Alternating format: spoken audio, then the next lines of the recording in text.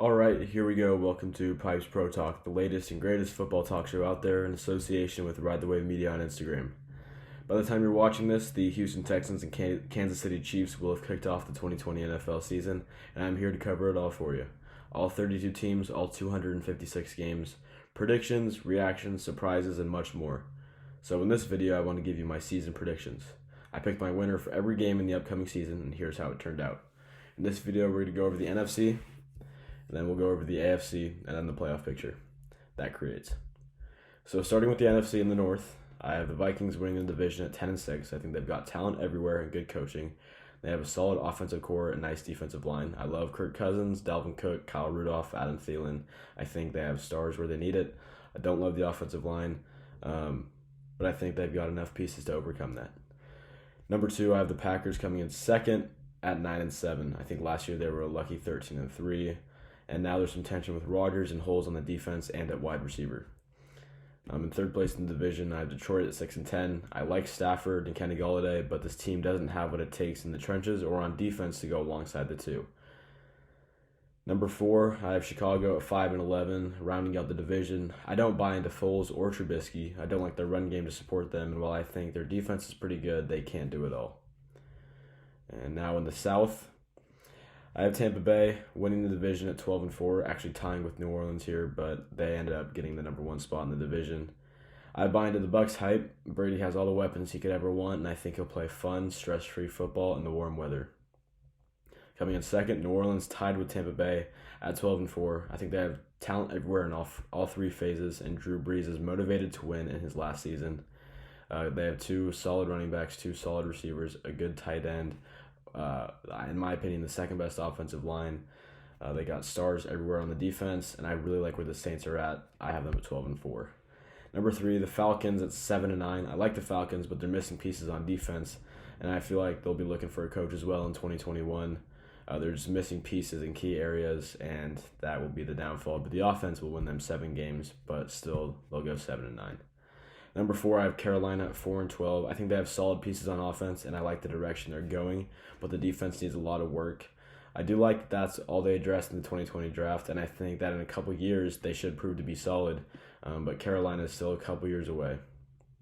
But hey, in this division, Tom Brady's going to be done in 2 years. Drew Brees is going to be gone in 2 years.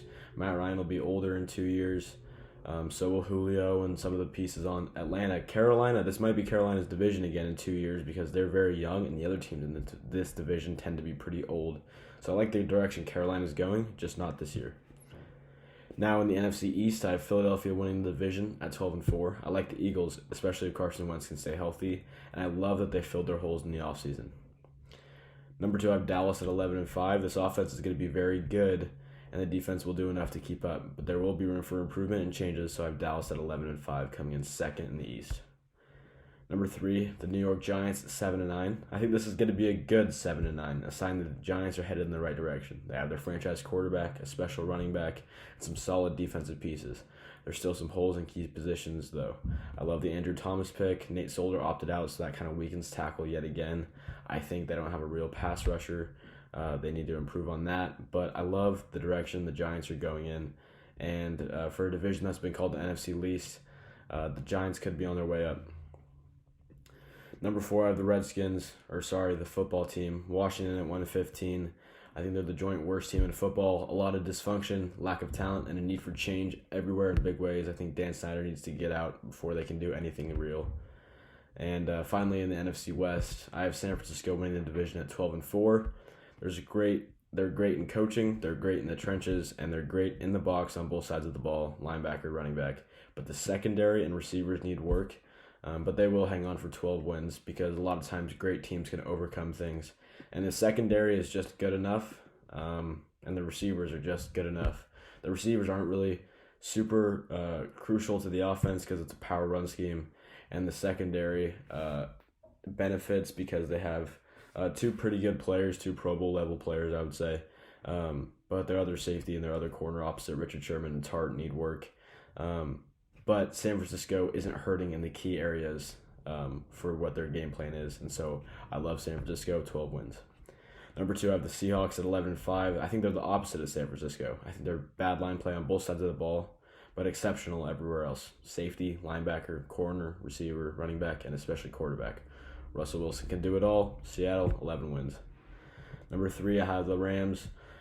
They have the same record as they did last year. They have talent, but are paying way too many, and will soon start losing pieces. They've got to get the older players out and get young. Number 4, I have Arizona, the Cardinals at 6-10. I like where Arizona is going. They're talented in the offensive skill positions, pass rush, and secondary, but they need badly to improve on the offensive line. And honestly, they're struggling because they're just in the toughest division in football. And that's kind of where the Panthers are sitting at. Teams like the Lions, the Cardinals, I like where they're sitting. The Rams, I like where they're at. I like where they're going potentially, but they're just in a tough division, and that's football. You got to overcome that. But it's nice that guys aren't playing for 25 years, 20 years. So we're going to see a lot of teams that are in 4th place this year winning in 5 years, and that's the great thing about football. So that's my NFC predictions.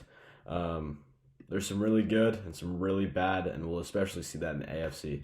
But yep, that's my NFC predictions and the intro to Pipes Pro Talk.